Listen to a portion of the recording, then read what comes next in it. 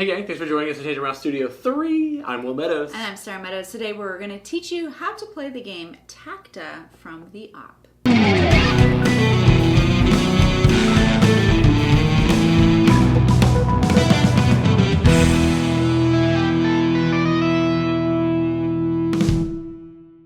Tacta is a 1 to 6 or more player pattern recognition game. We'll get back to that in just a second. It's from designer Jason Tremblay, and it plays in about 15 minutes. It has a bunch of different rule sets, and we're going to go through one of those in our video today to help you understand how to play the game.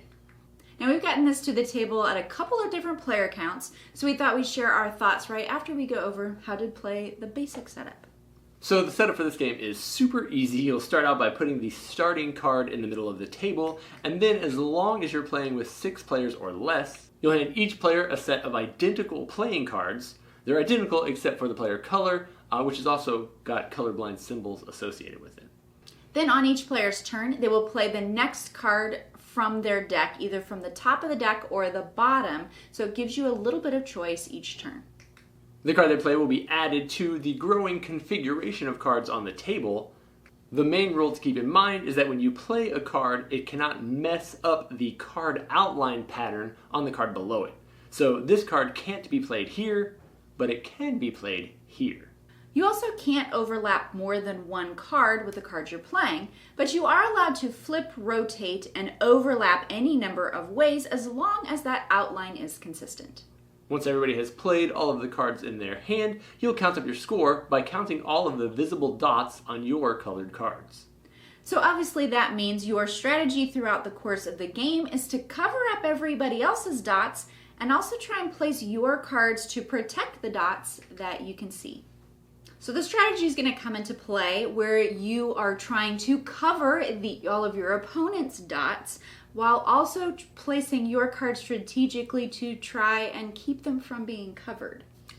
Right, absolutely. So the game is, limited choice. Put the cards out on the table, take turns. That's the basic play of the game. Probably the coolest part about this game is that they set the game with like 5 other additional variations of gameplay, and each of those is a little bit unique. I mean, it's the same basic layout, but it's interesting how it changes up the gameplay. So, for example, you can also play this as a simultaneous play game, in which case everybody's playing their cards basically as fast as they can. Yeah, top, flip to the bottom, play the bottom card, play the top card. Everybody's trying to get all their cards out onto the table, and then as soon as one player has played all of their cards, everybody else has to stop.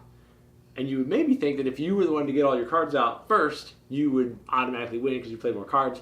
However, I'm pretty sure I lost the last time I did this. I was killing it. I had all mine out. They weren't even like halfway through their decks, but because I was just like slamming my cards down, we went behind him and covered them up with cards. So if you are strategic and say there's a spot that has 3 dots on the end of Will's card, and I put a card of mine that also has 3 dots and or 4 or 5 on the card. Well, if those 3 dots can cover his, I'm eliminating 3 of his points, and now I've placed 3 points that he cannot cover up because you can only cover 1 card, and since that part of my card is covering his, it's going to be safe spot on the card. Right, so it starts off when you very first play the game. You don't have a whole lot of strategy. You're just playing cards now, but you start to recognize the patterns and what like the safe plays are, where you know, oh, if I play this card here, nobody else can play on top of this the rest of the game. This is guaranteeing me points. How do I find those spots to lock them in?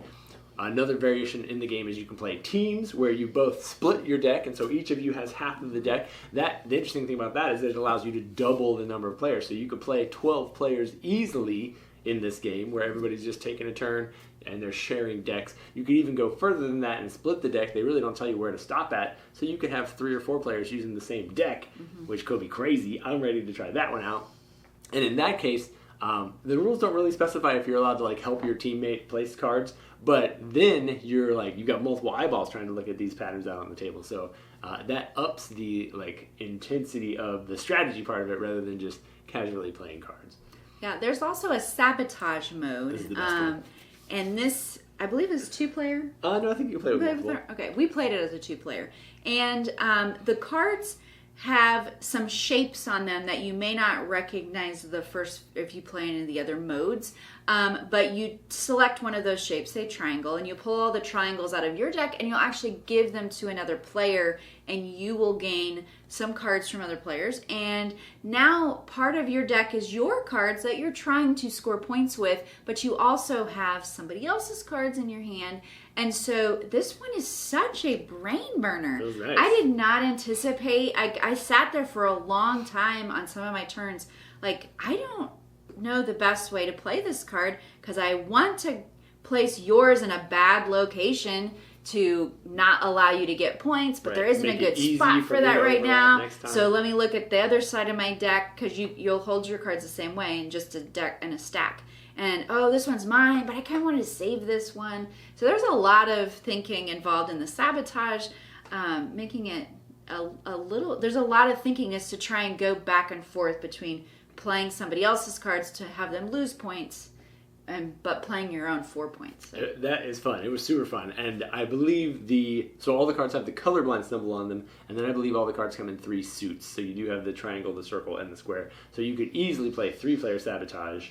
I don't know how you play above that. You'd have to just divvy the cards out or whatever. But I absolutely agree. The Sabotage was like a whole second level of thinking because, oh, I got her card here, I got my card here. If I play my card there, she's going to lay it over top. If I play her card here, maybe I can play over top the next time and block it. It like opened up it doubled the complexity of the game, which was fun because it's not a complicated game. Once you recognize the pattern stuff, which usually takes you like, you have to play 3 cards and then you realize, oh, okay, I see what I'm not allowed to do and what I am allowed to do. As soon as you've mastered that level of it, then the Sabotage is fantastic. It was a super enjoyable version of the game. The fact that this plays so many players was super enjoyable. This is like already growing. Like I'm ready to take this to game night this month, to our community game night, and play this because I know I can play it with 2 players. I can play it with 12 players. We're gonna have a good time. It's a simple concept and it's. We also played it with our kids. We did, yeah. They played great, and they were able to pick it up fairly quickly. Yeah, I mean, we played a few cards. We didn't even explain it to one of them. We were just like, "Oh, come join us, come play." So yeah, by like 3 or 4 cards, I'm like, "Oh, I know what I'm supposed to be doing now," and they understand how the outline of the card works because that is a little confusing to try and. It's easy to show. It's hard to explain to somebody in words, but if you show them, it makes perfect sense. So it's one of those games. There's really only 2-3 rules. Right. Play a card, and you're not looking through all of them. You have 2 choices, and play one of them down somewhere, and you can't cover more than 1 card at a time. Yeah, and match the pattern. Yeah. Very simple idea, very enjoyable, easy gameplay, good high player count. Very cool stuff in Tacta from the Op. If you haven't heard about it yet, you're welcome. If you haven't bought it yet, go find it. Hope you enjoy. We'll see you guys in the next video.